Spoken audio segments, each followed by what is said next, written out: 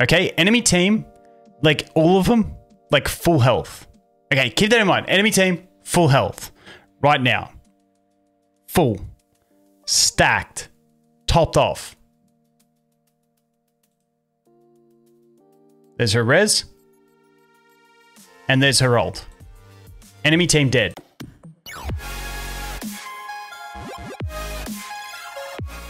Hey guys, welcome back to more AFK Arena. In today's video, we are checking out Maetria. I almost butchered her name again, but we got it there.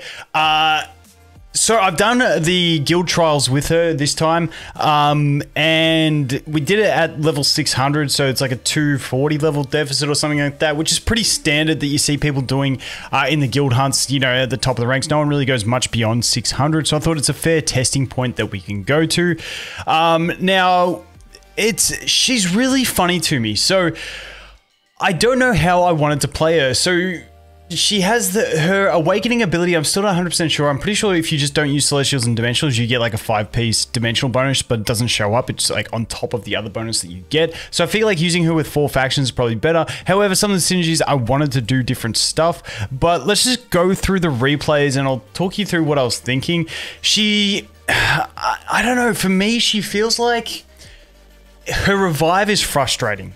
The ultimate requirements of her reviving is so irritating in PvE. It may be good in PvP because you can get through more, but in PvE, it just feels like she's so, like, especially compared to like Taylene that we're used to with the revive, it just feels like it takes forever, and she's normally just waiting for her entire team to be dead before she can do it. So we'll show you the replays and I'll have a talk about it because I'm just so uncertain. Like, we managed to get some wins, but we need someone smarter than me to do this, essentially, is what we're looking at, and find out the exact strat. But let's jump in and let's press play. We'll put them on 1x speed and we'll take a look. So my idea on this one was lock them out so we keep ulting. That way, if she dies, she comes back. But the problem is with this whole idea of her dying and coming back, it's like if you're CCing the entire team, enemy team properly, then she should have died and it shouldn't be an issue. But this one, you know, I don't know. I'm just lost on how I want to play her. But when she works, she works. So I'm just not smart enough at this stage is what it comes down to. So there you go. We're going to go ahead and do the charm and do another charm. Lucky she wasn't facing backwards there. And then we're going to go again. She comes back. Then we go here and then we're just going to pop off.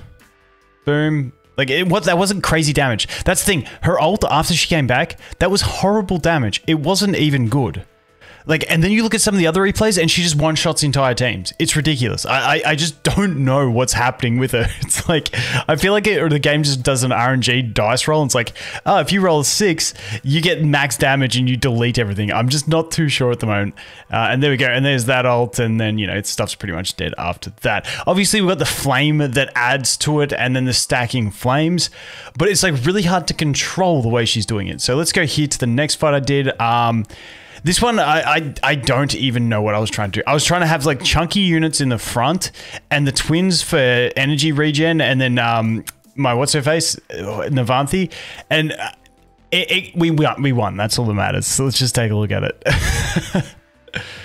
So, like I said, the idea was just to cycle through, but it's like, I don't know about this idea of playing teams with her to try and focus on getting a bunch of ults. Why not just like try and let her die and then come back at the end and steal all the stats and kill stuff? But then sometimes she does wet noodle damage, sometimes she does massive damage. You know, it's a bit confusing to me, I'm not gonna lie. So let's watch this one. Let's get twins putting in some work. But now she's back. Hit the ult requirement. I feel like we didn't do that many ults. Like I just, it's clunky to me, man. It's clunky. I need someone to teach me how to use this character properly, but I think she has her points. It's just, like I said, I'm struggling to pinpoint on how to play her because I suck, but that's the thing. And there you go. That was another ult that did like nothing to the Rowan. It's really hard to pick when she's going to deal damage, when she's going to just wet noodle. It's so hard to pick. And as you can see, Baden absolutely stomped her in damage there. Then we have this one. Honestly, this was quite respectable in her damage. This is my floppy Mulan team, which everyone knows is the top triple S tier team that everyone should be playing. And don't take my word for it. I'm just kidding. I'm just kidding, guys. Please. It's a pretty good team. I like it. Anyway, she does pretty good damage compared to Mulan, because normally in this team, Mulan just absolutely claps. So let's take a look at this one. So there we go. Instant off, get the Joker. Working nicely. I honestly can't remember what happens to this one, so I just got to watch it and find out. And the thing with the grouping, it means she should be hitting him more with that AoE. Unfortunately, this team had the Cecilia in there, so the Cecilia was a bit of pain. But there you go. She does an ult.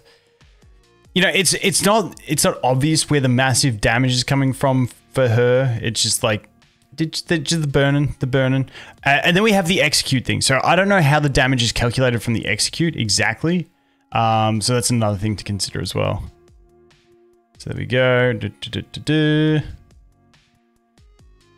And then, oh yeah, that's right. This is actually pretty clutch. This win, it's pretty clutch. So it's 1v1 at the moment. And then she kills Mulan. This one made me happy, actually. Boom, one shot. Come back. Whoa! It's like, then we just go boom ult. And like I said, that was about 20%. Now, like I said, her ult's not doing crazy damage. And she did have the flame on the Cecilia as well. So then when we look at this replay, or is it this one? No, it's this one. We'll do this one first. So the idea on this was, I'm like, screw her. I was struggling. This was the last team I actually beat. And I was like, man, let's just bring a Raku team. Raku's like my go-to. Man, I'm feeling stupid today. I can't think of a team. Let's just put Raku in, see if we get enough damage so that she can execute them after the point. That was my whole idea. Let her die. And then, you know, Raku gets them low. And then hopefully when she comes back, she can use her ult and kill them. Between her res damage and then her ult damage. But in the end, she just didn't die, which was really weird that Raku and Pippa both just survived back there like that, and everyone survived, and we just clapped it. Honestly, that battle worked nothing the way I expected it to. So, you know, you take the wins when you can get them, guys. This is the battle that just make no sense to me. I was using her, I'm like thinking, you know, she's pretty average, she's okay, nothing crazy. Once again, I suck, so that could be the reason. But this one blew my mind. This replay blew my mind. This was where I was like, okay, if theoretically we get the full Hyper Gene bonus, that means we get the haste, we get the crit rate, we get the crit damage. Let's do an invade team. You guys know I've always loved invade. And I love Zafrael, I love Spearboy, I love Screggles, and then we put Awaken Brutus because he's OP. I was like, let's do a massive OP invade team and let's clap them. This went nothing how I expected it to, but it was very surprising. So let's put this one in.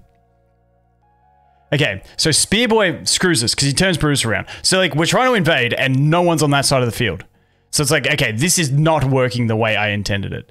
But, just wait. If you look at the whole enemy team, like, they're entirely healthy.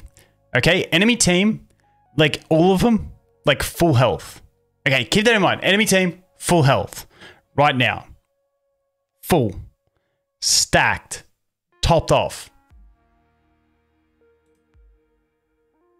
There's her res. And there's her ult. Enemy team dead. Explain that to me. Explain to me how all these other fights, she's doing like 10 damage, like 10%, 20%, 30% damage. And then this team, she just instant one-shots the whole entire team. I have no idea. It doesn't make sense to me. I'm trying, like, I'm reading through her skills again going, what did I do to make this happen? My only idea is because we had, and the thing is we had the Zafrael, so we wouldn't have even got the final bonus, which was the haste of the Hyper Gene, if that's the way her thing even works, because it's confusing as hell when reading it. But I was like, maybe it's because we had the extra buffs from Screggles, but she wasn't even on that side of the field, and then it was like, I have no idea. But like, even what's his name? Titus. Yeah, even Titus, who's a pretty tanky unit, like, you know, we did a good chunk to him. Like, the others are pretty squishy units, so that probably explains a bunch of it, but, you know, I don't know. That's what I've got so far, guys. It's still, like, in the first couple hours of her being out here to trial. Let me know what you guys think. Let me know if you have any other teams. Because, like I said, I can't pinpoint how to play this chick. I like her, but I'm just a bit lost. So, Hopefully you guys are a bit more clever than me and you can tell me exactly what I'm doing and why she just absolutely clapped this team and sort of struggled in, you know, like things like this. I don't know. Anyway, I'm going to shut up now. Thanks for watching. Hope you have an awesome day and I look forward to seeing you in the next one. Cheers.